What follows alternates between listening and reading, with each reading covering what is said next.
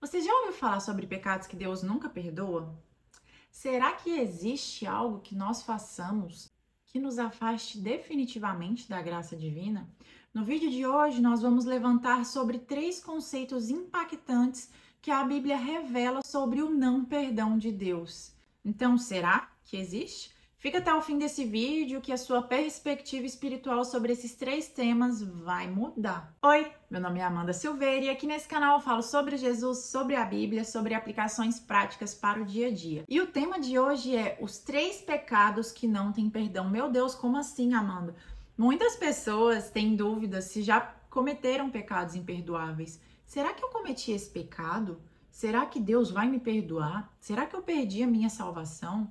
Então, os assuntos que eu vou falar aqui são assuntos que podem gerar condenação eterna, mas que têm sido debatidos por muitos séculos. Você vai aprender, então, o que a Bíblia diz sobre esses assuntos e como esses pecados são interpretados por algumas tradições cristãs. A Bíblia nos ensina que Deus é misericordioso, Deus é perdoador desde que haja um arrependimento genuíno. Se você pegar a primeira carta de João, capítulo 1, versículo 9, diz o seguinte: se confessarmos os nossos pecados, Ele é fiel e justo para nos perdoar os pecados e nos purificar de toda a injustiça. Portanto, através dessa passagem, a gente consegue entender que o pecado imperdoável, ele não é um erro comum ou uma fraqueza momentânea.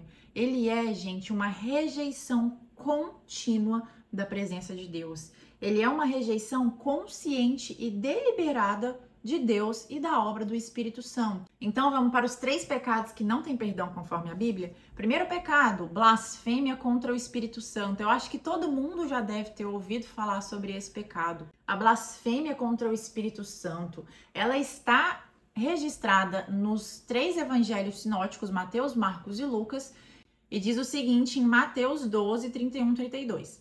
Por isso eu digo, todo pecado e blasfêmia serão perdoados aos homens, mas a blasfêmia contra o Espírito Santo não será perdoada. Todo aquele que disser uma palavra contra o Filho do Homem será perdoado, mas quem falar contra o Espírito Santo não será perdoado, nem nessa era e nem o que há de vir. A mesma passagem em Marcos está dizendo o seguinte: eu lhes asseguro que todos os pecados e blasfêmias dos homens lhes serão perdoados, mas quem blasfemar contra o Espírito Santo nunca terá perdão. É culpado de pecado eterno. E em Lucas diz: todo aquele que disser uma palavra contra o Filho do Homem será perdoado, mas quem blasfemar contra o Espírito Santo não será perdoado. Tá bom, Amanda, mas o que raios é blasfêmia contra o Espírito Santo? Eu vou trazer aqui para vocês três ideias do que é a blasfêmia contra o Espírito Santo. O primeiro ponto é que atribuir as obras do Espírito Santo a Satanás. Se você voltar um pouquinho nessa passagem de Mateus, você vai entender o contexto, né? Aqui Jesus tinha expulsado o demônio de uma pessoa cega e muda. Jesus o curou, perdoou os seus pecados. E a multidão, obviamente, ficou espantada. Porém, os fariseus, ouvindo e vendo o que aconteceu, disseram o seguinte: este homem expulsa os demônios somente por meio de Beelzebu, o chefe dos demônios. Então, os fariseus aqui, eles atribuíram a obra do Espírito Santo a Satanás. Então, a blasfêmia contra o Espírito Santo, principalmente, é sobre isso. Atribuir a graça divina, todas as obras de Deus, a Satanás. Ou seja, rejeitar e desdenhar completamente todas as evidências que você está vendo ali, que são claras e que são obras de Deus. Um outro ponto que a gente pode analisar é quem rejeita a ação e o testemunho do Espírito Santo. Como assim? O Espírito Santo, ele é responsável por convencer o mundo do pecado, da justiça e do juízo. E rejeitar tudo isso seria uma rejeição contínua à graça divina. É um endurecimento do coração, uma incapacidade de se arrepender. E o terceiro ponto, que todos esses pontos estão relacionados, é sobre o endurecimento irreversível do coração. Quando alguém rejeita completamente e deliberadamente a Deus, negando o Espírito Santo com plena consciência, isso gera um afastamento permanente e voluntário de Deus. Mas o que quer dizer isso, Amanda? Esse pecado, gente, ele reflete totalmente um endurecimento espiritual. esse endurecimento espiritual, é impossível que a pessoa se arrependa. Então, às vezes você pode se perguntar: meu Deus, será que eu pequei contra o Espírito Santo? Será que eu blasfemei contra o Espírito Santo? Fica tranquilo. Só de você pensar isso, você não pecou. Você não blasfemou contra o Espírito Santo. Porque uma pessoa que comete esse pecado, ela não tem arrependimento nenhum, não tem espaço para perdão. E ela realmente não volta atrás. Ela acredita fielmente naquilo, ou seja, o coração está completamente endurecido. O que eu faço para não pecar nessa área? Gente, nós precisamos ser vigilantes a todo momento e reconhecer a obra de Deus a todo momento na nossa vida, para que a gente não endureça o nosso coração, assim como esses fariseus aqui que estavam completamente cegos. Não conseguiam enxergar as obras do Espírito Santo e atribuí-las a Deus. Segundo pecado que a Bíblia fala que não tem perdão, o não perdão. O que é isso, Amanda? É você não perdoar o seu próximo. Sabe aquela pessoa que sofreu na vida, muitas pessoas magoaram, mas ela não consegue perdoar a outra pessoa? Pois é, gente. Se você não consegue perdoar a pessoa, como que você quer o perdão de Deus? Como você quer o perdão de Deus? Por acaso você é superior a ele para falar: não, eu não te perdoo? Gente, Deus perdoou pecados completamente esdrúxulos. Deus perdoou pecados que a gente não consegue nem imaginar. E aí você acha que é digno de não perdoar a outra pessoa? Em Mateus 6, do versículo 14 ao 15, Jesus fala o seguinte: porque se perdoarem as ofensas uns dos outros, o Pai Celestial também lhes perdoará. Mas, se não perdoarem aos outros, o Pai Celestial não lhes perdoará as ofensas. Por que Deus exige, então, esse perdão? Por que nós devemos perdoar o próximo? Perdão é um caráter do reflexo de Deus. E se a gente não perdoar, se a gente negar o perdão, a gente está negando o verdadeiro evangelho. Como que a gente nega o verdadeiro evangelho? Não tem como.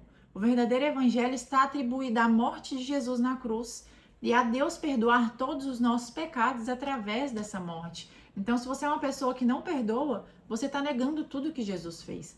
Você está negando que Deus enviou seu Filho aqui para nos perdoar. Então, esse não perdão é uma forma de você se afastar da graça divina. No mesmo livro de Mateus tem a parábola do servo impiedoso. Um homem foi perdoado de uma grande dívida que ele tinha, mas ele se recusa a perdoar a dívida de outra pessoa. Como que pode isso? A pessoa é perdoada de sua dívida, mas ela não consegue perdoar, ou seja, Jesus veio, pagou a gente por um alto preço, e a gente não se atreve a perdoar uma outra pessoa que magoou a gente por coisas que, gente, por mais que a pessoa te magoou muito, mas quem é você para não perdoar outra pessoa? Sendo que Deus, sendo Deus, nos perdoou através de um alto preço que o seu filho pagou. Então, eu acho que é óbvio que Deus não nos perdoaria por isso. Porém, é um assunto que as pessoas ainda tendem, os teólogos, enfim, tendem a discutir sobre isso. A falta de perdão, então, gente, ela vai endurecer o coração também, assim como o pecado da blasfêmia do Espírito Santo. Então, a gente pode dizer que ele está conectado. Por quê? Ele endurecendo o coração vai impedir a nossa reconciliação com Deus, a nossa reconciliação com outras pessoas, e isso leva você a uma condição espiritual super perigosa, porque você está se afastando da graça divina, você está dizendo que você é maior que a outra pessoa em não poder perdoá-la. A mensagem principal do Evangelho é sobre graça, perdão, reconciliação. Jesus chama nós todos os dias a perdoar como a gente foi perdoado, cultivando em nós um coração compassivo, um coração disposto a restaurar todas as nossas relações e viver em harmonia. Essa falta de perdão, então, ela só vai trazer malefícios para você. Não traz malefício para outra pessoa. Você vai ficar amargurado. Um coração amargurado. Gente, vocês já viram uma pessoa amargurada? Nossa, uma pessoa amargurada é insuportável viver ao lado dela. Porque tudo é coisa negativa. Tudo é amargura e isso vai pegando, vai passando assim. Então, uma pessoa que não perdoa, ela é uma pessoa amargurada. E isso acaba se tornando um obstáculo para a graça divina. Terceiro e último pecado que a Bíblia fala que não tem perdão. apostasia da fé. O que seria a apostasia da fé, Amanda? É um abandono consciente e deliberado da fé após ter experimentado plenamente a graça de Deus. Ou seja, mais uma vez temos o endurecimento do coração. Isso é crucificar Cristo de novo. Onde que está falando isso, Amanda? Lá em Hebreus, capítulo 6, versículos de 4 a 7. Diz o seguinte: pois é impossível, olha a palavra, impossível, que aqueles que uma vez foram iluminados, experimentaram o dom celestial e se tornaram participantes do Espírito Santo, experimentaram a boa palavra de Deus e os poderes do mundo vindouro e caíram. Seja outra vez renovados para o arrependimento, visto que eles estão crucificando de novo o Filho de Deus e expondo-o à vergonha pública. Olha o peso dessa passagem. O que aqui está falando? Que é impossível uma pessoa que tenha experimentado coisas sobrenaturais, coisas celestiais, se essa pessoa cai, se essa pessoa se afasta, é impossível ela se arrepender e voltar para Jesus, sendo que ela está crucificando Jesus novamente. A Bíblia está falando que é impossível, gente. Não sou eu que estou falando, é a palavra de Deus. E se a gente continuar em Hebreus, lá no capítulo 10, versículo 26 e 27, fala assim: se continuarmos intencionalmente no pecado, depois de receber o pleno conhecimento da verdade, já não resta mais sacrifício pelos pecados, mas uma terrível expectativa de juízo e um fogo ardente que destruirá os adversários. O nosso sacrifício ele já foi realizado lá na cruz para pagar os nossos pecados. Então, uma pessoa que peca deliberadamente, que volta para o mundo, que cai, ao meu ver, Amanda Silveira, ela nunca foi salva. Não é que ela perdeu a salvação, mas ao meu ver, é por isso que entra o ponto de vários debates teológicos, ao meu ver, ela nunca foi salva. Como assim debates teológicos? Existem os calvinistas, que são derivados de João Calvino, e existem os arminianos. O que seria isso? Pessoas que são calvinistas, elas argumentam que a verdadeira fé é preservada pela graça de Deus. Portanto, aqueles que caem em apostasia nunca tiveram uma fé genuína. Eu, Amanda, concordo com essa visão aqui, apenas essa visão do calvinismo.